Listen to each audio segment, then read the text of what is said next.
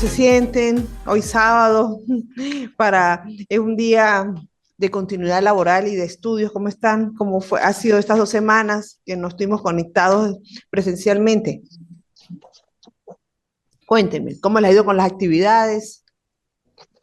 Bueno, ya ayer definitivamente hice buenas retroalimentaciones, buenos intercambios en el foro, en la pregunta generadora de cada unidad. De verdad muy complacida de que tengan el interés en la asignatura, ¿ok? En estos momentos estamos 8, habemos 8 compartiendo la pantalla. Alfredo, muy buenos días a todos, ¿ok? Bien. 11 participantes estamos ahora. Qué pena, disculpe, Alfredo es mi esposo, la docente Diana Chona. ¿Perdón? Alfredo es mi esposo, es Ah, que ok. Ok. aparece Sí, sí, aquí Diana Chona. está. Sí, Sí, sí, señora. sí. Aquí saludo. Ok, muy bien, muy bien. No sé qué pasa, de todas maneras hay algo aquí para ustedes se ve normal, se escucha normal, pero hay algo aquí perdón, para mí que no está del todo, pero bueno, vamos a comenzar. Bien, bueno, hoy nos corresponde culminar con ok, con la última etapa del programa de la asignatura, denominada la filosofía contemporánea y la búsqueda del sujeto, sí, hasta el del siglo XX, XXI. Aquí me faltó el uno, ¿ok? Y acá podemos apreciar que las tendencias y las corrientes filosóficas tienen una base de evolución, tienen una base de evolución que han venido arrastrando desde la filosofía clásica y la filosofía moderna. Entonces, obviamente, al llegar a este nivel, a esta etapa, vemos con mayor claridad cómo esos conceptos y aplicaciones que estudiamos anteriormente son aplicados a la sociedad actual, ¿ok? Entonces vamos a comenzar con algunas corrientes filosóficas contemporáneas interesantes en esta filosofía contemporánea, ¿ok? Perdón, buenos días. Ok, sí. Vamos a comenzar con Thomas Kuhn, destacado filósofo de la ciencia del siglo XX, conocido por su obra La estructura de las revoluciones científicas. Kuhn propuso un modelo en el que las ciencias avanzan a través de fases de ciencia normal y revoluciones científicas. Según Kant, las revoluciones científicas implican cambios fundamentales en la concepción de un paradigma científico, alterando la forma en que se realiza la investigación. Ok. ¿Quiénes de ustedes en algún momento han compartido algunos escritos, discursos o conocimientos sobre la teoría de Thomas Kuhn en el caso de la filosofía contemporánea y lo que es la revolución científica, el método científico? ¿En qué momento ustedes han incursionado con este interesante filósofo? Sandra, Liliana, Alfredo, el señor Álvaro, ¿quién se ha participado? El señor Cristo, Cristo Ezequiel.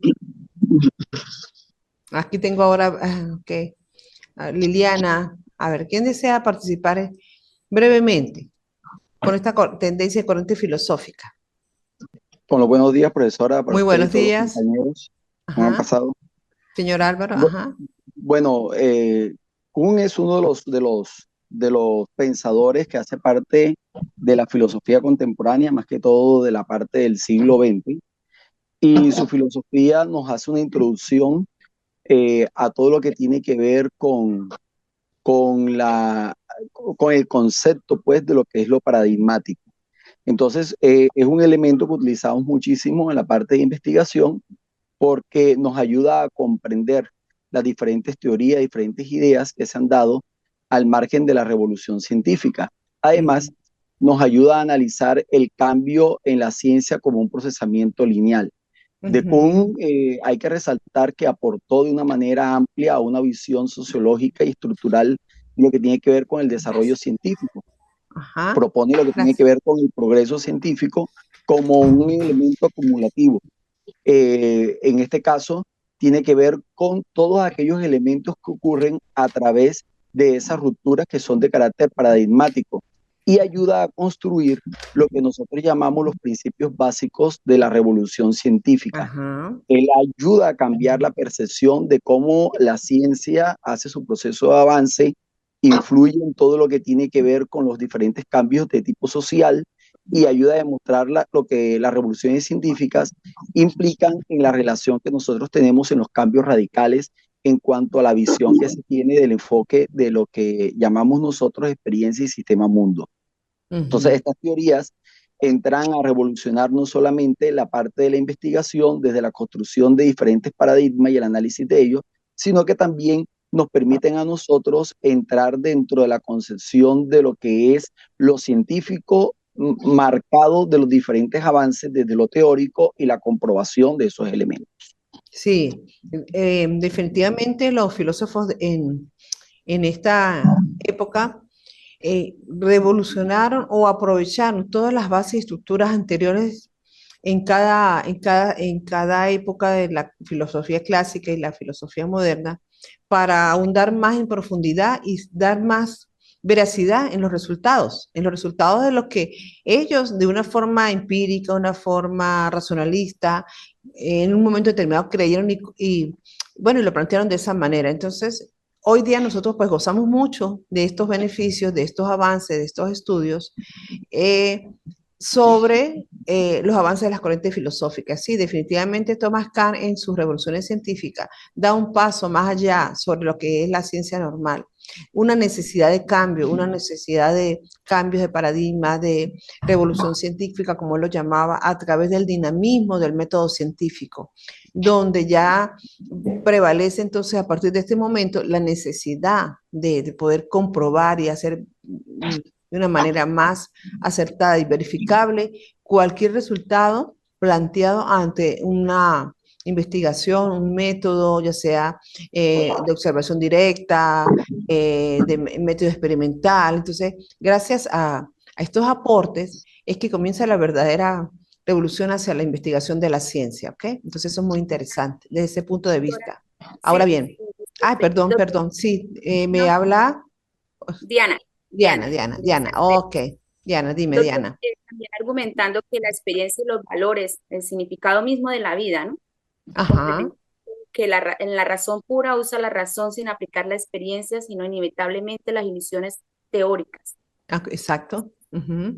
Sí, eso nos ayuda a nosotros a comprender en este nivel de estudios de cuarto nivel, a nivel de ustedes, a nivel de su doctorado, lo importante que es conocer lo que es la investigación basada en un método científico, una investigación pura, verdadera, donde se obtengan resultados que sean viables, practicables y sobre todo que nos brinden aportes, ya sea a una comunidad, a una institución, a una organización, inclusive a los mismos proyectos de vida que nosotros podemos tener en algún momento. Entonces, desde ahí esas bases tan interesantes. Ahora bien, doctora, muy buenos días. Quisiera hacer un pequeño aporte. Gracias, Buenos adelante, días, adelante. compañeros Muy y buenos días. compañeras. Hacía falta su voz, señor Cristo, claro, Sí, un adelante. verdadero placer saludarla, de verdad, y saludarlos, lógicamente. Okay. Gracias. A mí me gusta siempre Adelante. intervenir, ¿cómo les diría? De manera muy sintética, muy Breve, sintetizada. resumida. Sí, Ajá. voy al grano, al meollo del asunto, por así decirlo. Bueno, los aportes que han hecho los compañeros, el compañero Álvaro y la compañera que me antecedió, y lógicamente con la información que usted nos ha suministrado, considero que en síntesis la filosofía de Thomas Kahn se ha transformado la manera en que se entiende la ciencia, ¿no? Destacando que usted bien lo manifestó y los compañeros que me antecedieron el papel preponderante de los paradigmas, la importancia del contexto histórico y lógicamente sociológico. Ajá. Y cuestionando la visión tradicional de la ciencia como un proceso lineal y acumulativo. Eso es precisamente el rompimiento de los paradigmas. Se inicia de cero, por así decirlo de alguna manera, retoma lo bueno y lo útil y lógicamente hace sus grandes aportes a la ciencia. Muchísimas Sí, gracias.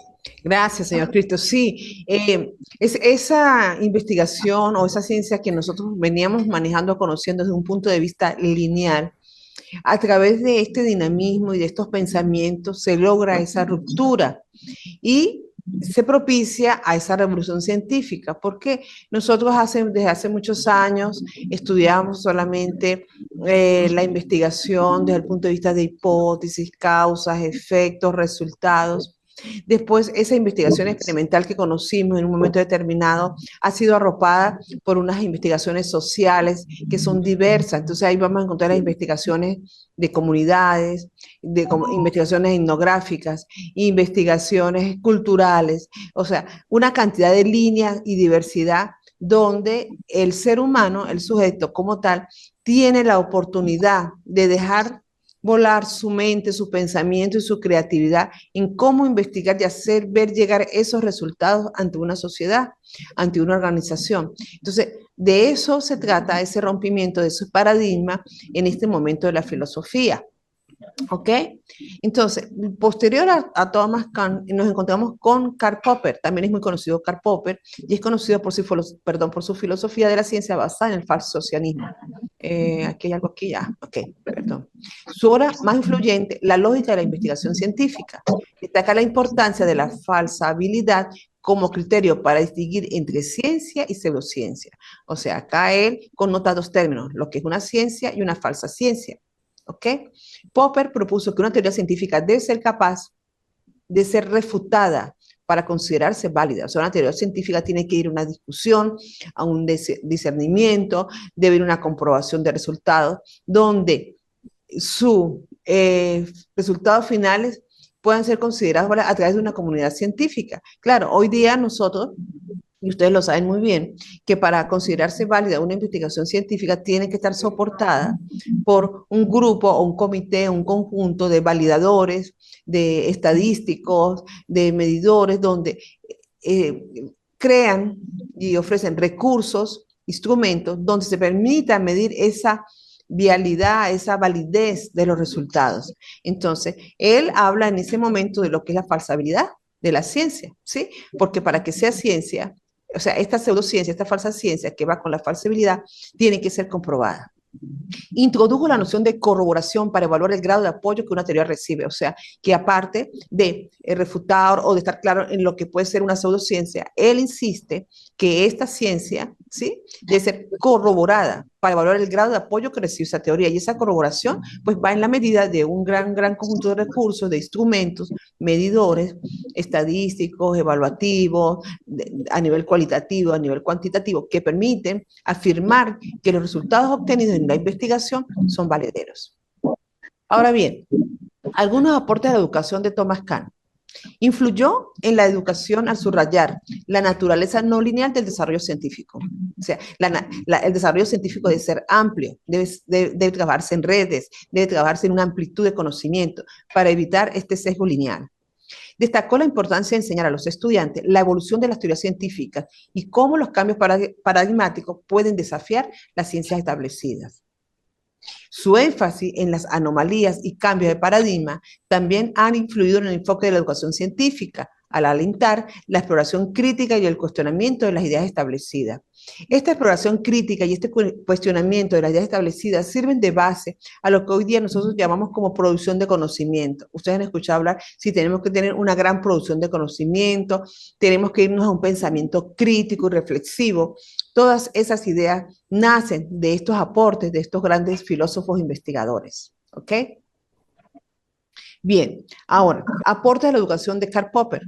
Los conceptos popperianos como la falsabilidad han influido en la enseñanza de la ciencia al fomentar un enfoque crítico y empírico. Se destaca la importancia de diseñar experimentos que puedan refutar teorías, promoviendo la investigación activa y la exploración.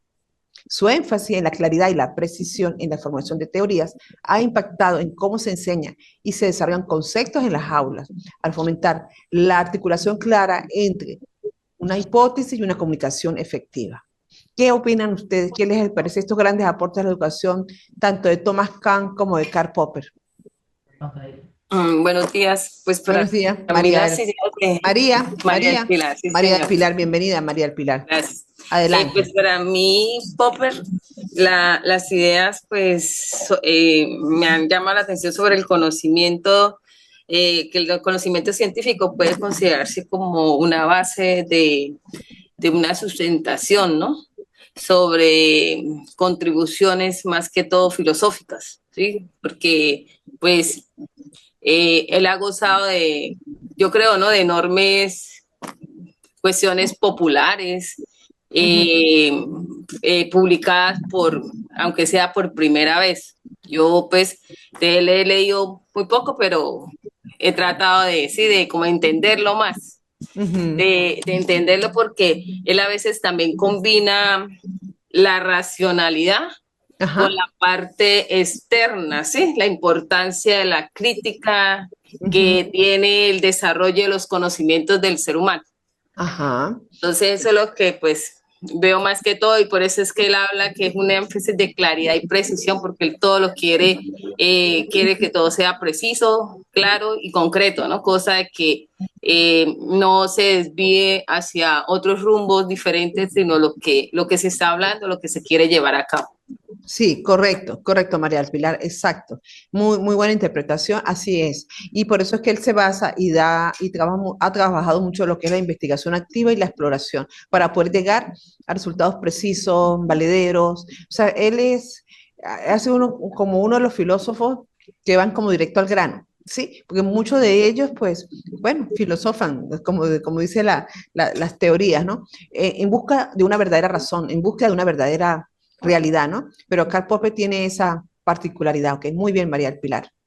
Bueno, fíjense, quisiera hacer un pequeño aporte sobre los procesos educativos de Thomas Kahn, o sea, el papel preponderante, por así decirlo, de Thomas Kahn en la educación. Y una de las cosas, de verdad, al leer a Kahn, lo que más me llama la atención es que él se profundiza en extremo, rompe las vías tradiciones, la onomatología, esos paradigmas tradicionales de la educación, donde el profesor, de verdad, el docente, era considerado como el centro de la educación, ¿no?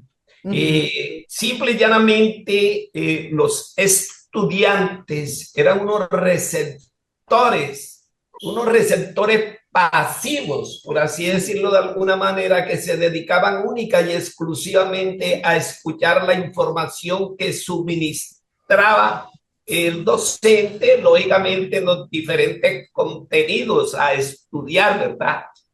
Y entonces, simple y llanamente no tenía participación. El profesor era el dueño de la verdad absoluta. ¿Qué hace Thomas Kahn?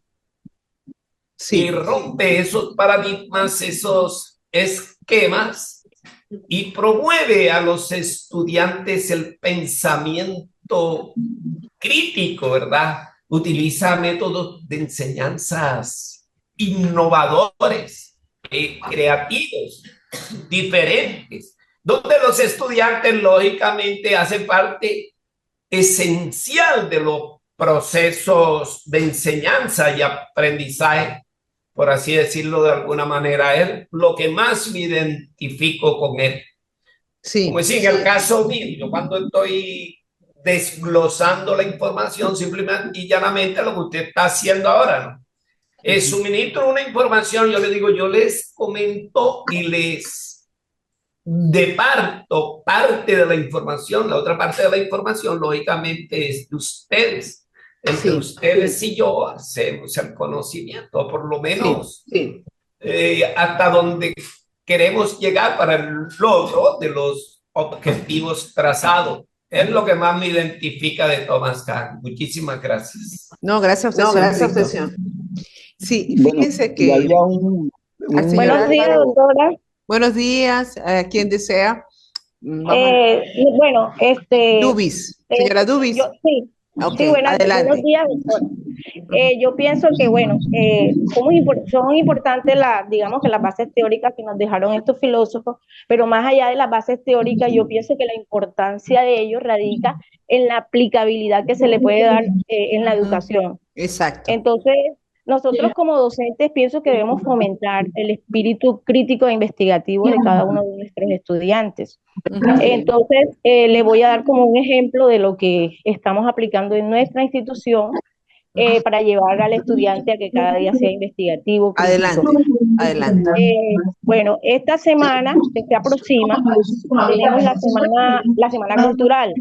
Dentro de la semana cultural, los estudiantes deben hacer pues sus respectivas investigaciones y aportes en cuanto a experimentos, en cuanto a análisis de resultados que puedan surgir de cualquier trabajo investigativo que se plantee.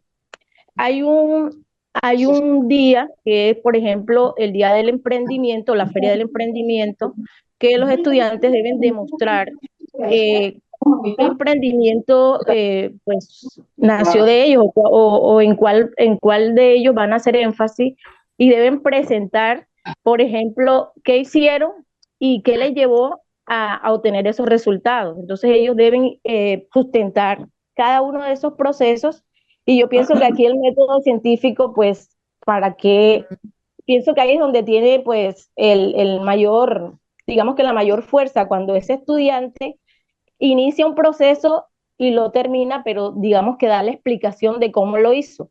Entonces yo pienso que esto es una demostración, pues, bien planteada de lo que es cada uno de esos métodos. Y aparte, pues, se hace también el Día de la Ciencia.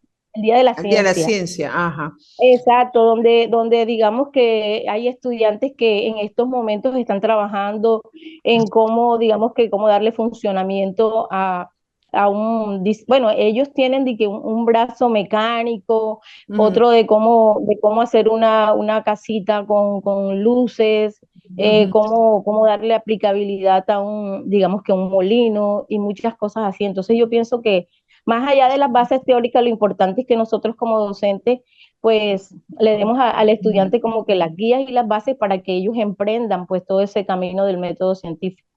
Pienso Sí. yo acá, profe. Sí, exacto, Dubi, así es, así es. Ellos, y tengan por seguro que un gran porcentaje de esos alumnos van a ser emprendedores, van a ser empresarios, más allá de una empresa comercial, a través de sus investigaciones, sus observaciones, ¿sí?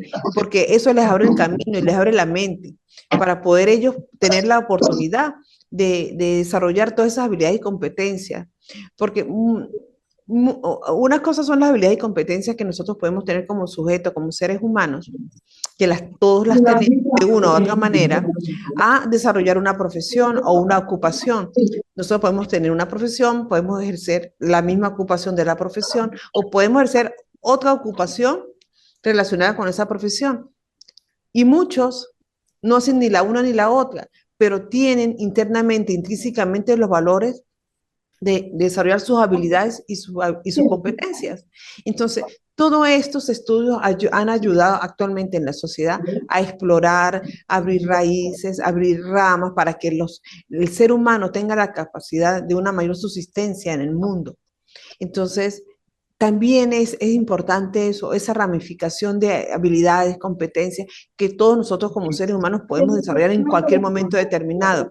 Y podemos sumar, si las podemos sumar a nuestra ocupación, a nuestra profesión, pues excelente. Entonces, nuestras nuevas generaciones van a tener grandes recursos y grandes instrumentos para salir adelante y poder enfrentar cualquier crisis económica, social, de conflicto que pueda cualquier país estar pasando. Entonces, eso es muy importante, preparar las generaciones venideras, prepararlas ante una crisis, ante la búsqueda de una verdad, ante la búsqueda de una forma de subsistir, ante la búsqueda de transmitir el conocimiento para que cada día más tengamos mejores seres. Eso es muy importante. O sea, si nosotros vamos al fondo de todas estas teorías filosóficas, estas tendencias, hay un gran mensaje en cada una de ellas, ¿ok?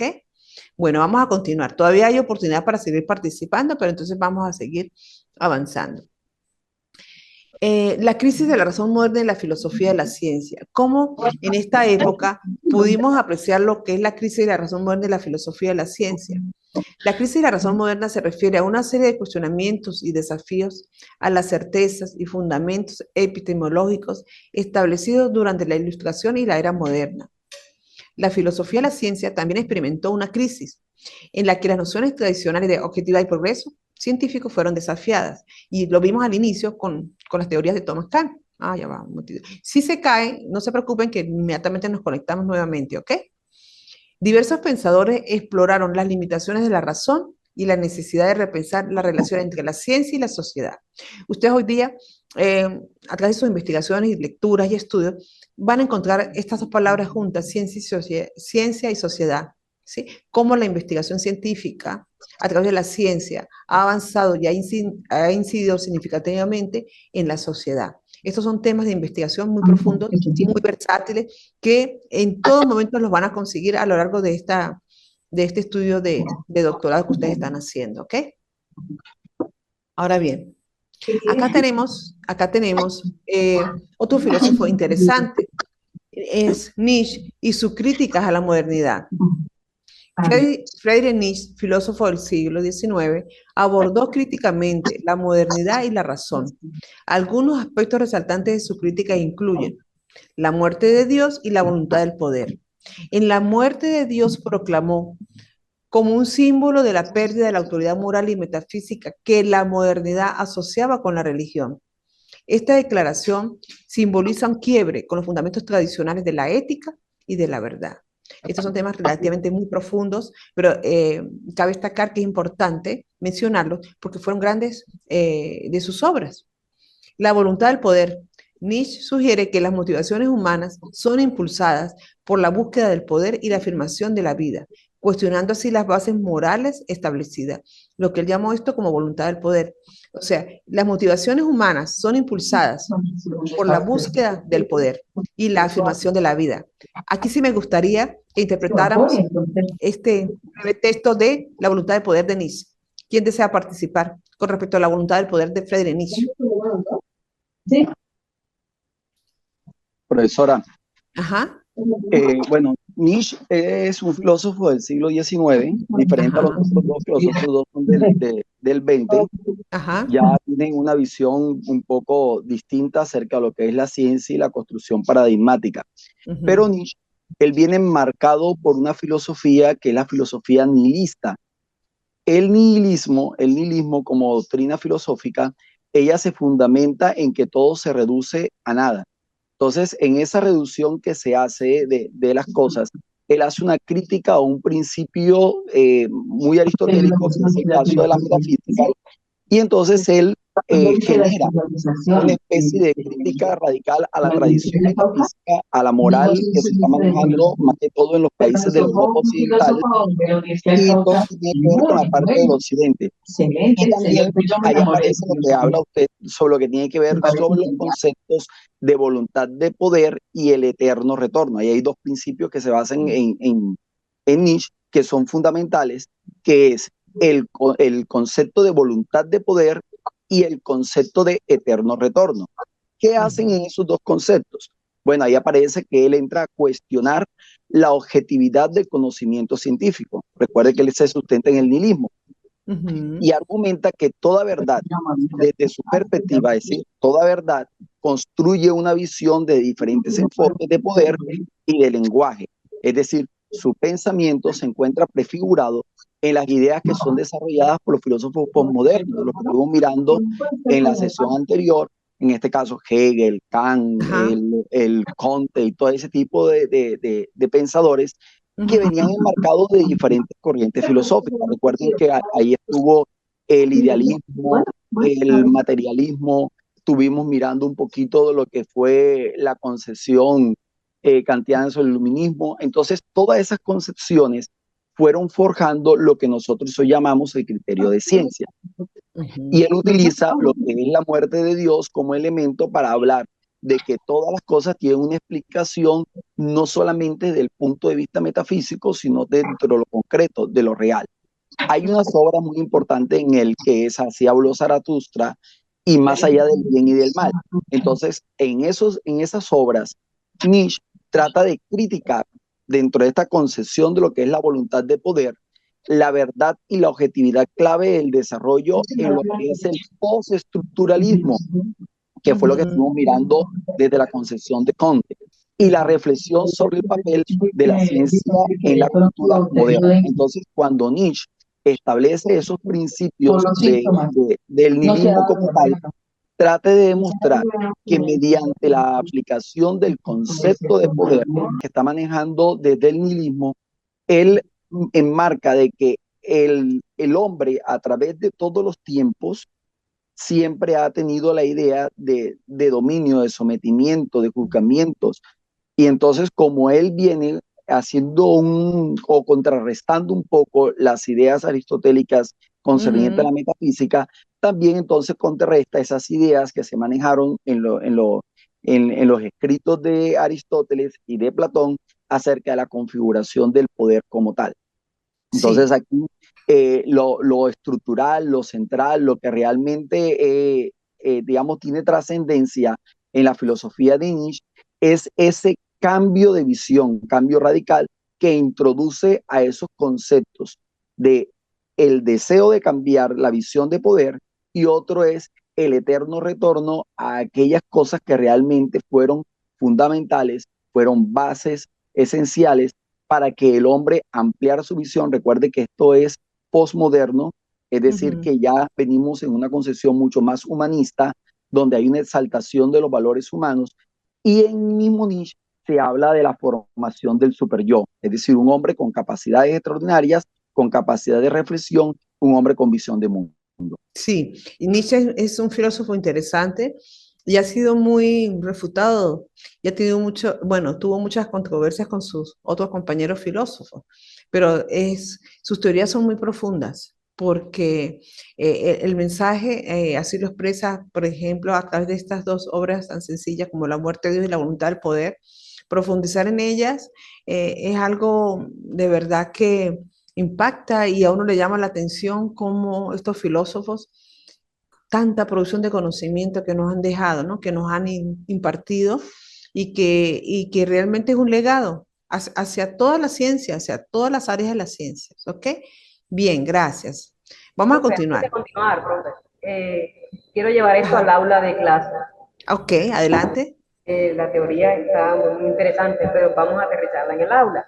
Ajá. En cuanto a la teoría de Nietzsche, en cuanto a lo que es la voluntad de poder, de lo que estábamos hablando ahora últimamente, está muy enfocado en que los niños, pues eso es lo que es más, acá en Colombia está la propuesta de introducir una nueva asignatura que es la que tiene que ver con los emprendimientos. Entonces, aterrizándolo a esta teoría, podríamos decir que debemos de incentivar a los niños a creerse un superhombre, enfocándolo en la teoría de Nietzsche. Eh, ¿Cómo es empoderar a un niño? Hay que mirar pues sus capacidades, las que traen intrínsecas, las que son naturales, Ujú. y partir desde allí para desarrollarlas y llevarlas a un nivel más alto y hacer hombres útiles a la sociedad y sobre todo felices. Ujú. Porque en este momento vemos que hay muchas personas que a veces les toca una carrera, pues, como dije anteriormente, porque le toca más, no porque sea su real voluntad o donde se pueda desempeñar realmente como persona. Entonces, hay algo muy interesante que es que yo siempre he tenido muy en cuenta que no hay cosa más gratificante que a usted le paguen por hacer lo que le gusta. Entonces, hay que empoderar a los niños. De esta manera, utilizando la teoría del niño como la voluntad de poder. ¿Cuál es ese poder? El poder de partir intrínsecamente de lo que es el niño, lo que trae dentro, la esencialidad, lo genuino, y de allí llevarlo a otro nivel. Entonces, Ujú. vamos a tomar estas teorías, que aunque pareciera, pues ya ha pasado mucho tiempo, miren cómo aterrizan a nuestra realidad, a lo de hoy. Exacto, exacto, Sandra, sí. Lo que vamos a culminar, la señal del internet está bastante inestable y por eso es que hemos tenido estos bajones. Pero bien, Quedamos aquí en la teoría crítica de la Escuela de Frankfurt. Les comentaba que por primera vez se habla sobre el término de la deshumanización, que hoy día nosotros lo estamos utilizando, pero en sentido inverso, en el sentido de que estamos promoviendo de humanizar la tecnología digital y hacerla a nuestro aliado para nosotros no ser robots, sino hacer de que ella sea humanizada y que nos ayude. Es el caso del chatbot, del Gemini, de la inteligencia artificial, de todos esos aspectos que nosotros estamos viviendo en estos momentos.